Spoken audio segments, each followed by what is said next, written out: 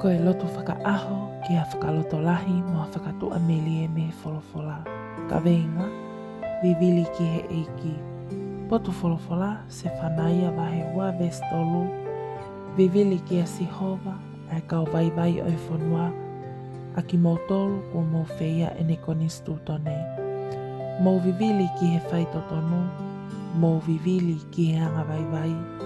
He ilo e fufugi mō tolu. He aho o e hauhau a Sihova. E meni, ke tau lotu. Amusia ai manu puna, iho whale tapuna, e nau puna fia o whiki ho olita. E ke ule o matapā, iho ngahi loto a, ke hepe ke ua fiatu, hoku la a mo whakau.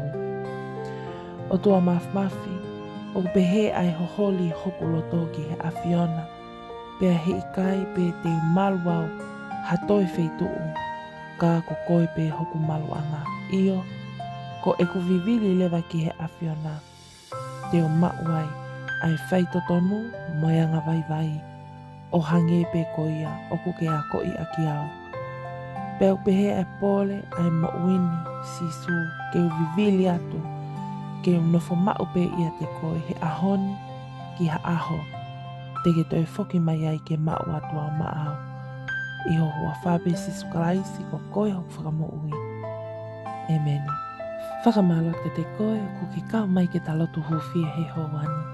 Mā lie ai whakatokanga e palo fitahe ahoni ke tau vivili ki a Sihova, vivili ki he whaitotonu, vivili ki he anga vai vai, he ko ia pe ho tau hauanga, mei he ho hau ai otua o kutu unuku mai. Pore ia ki tau tau kau ngā tau pe mo koe sisu, ke whakapapau i e tau mo ui he ahoni, o ku tau nofo mau, i he eki ko sisu kalaisi.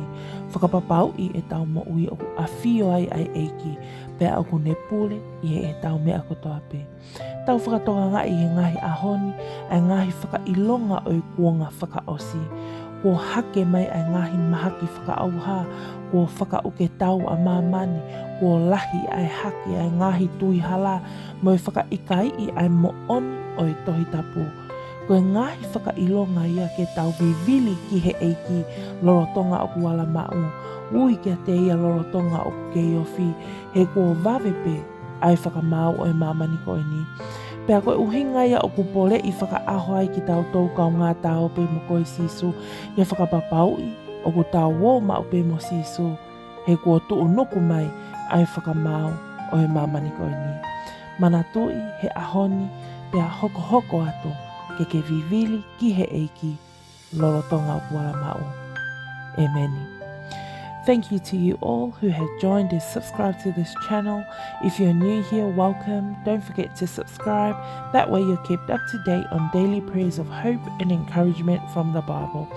Also check out the description box below for all links to our social media platforms as we provide daily devotions and ministry to the youth and young couples. Thank you and God bless.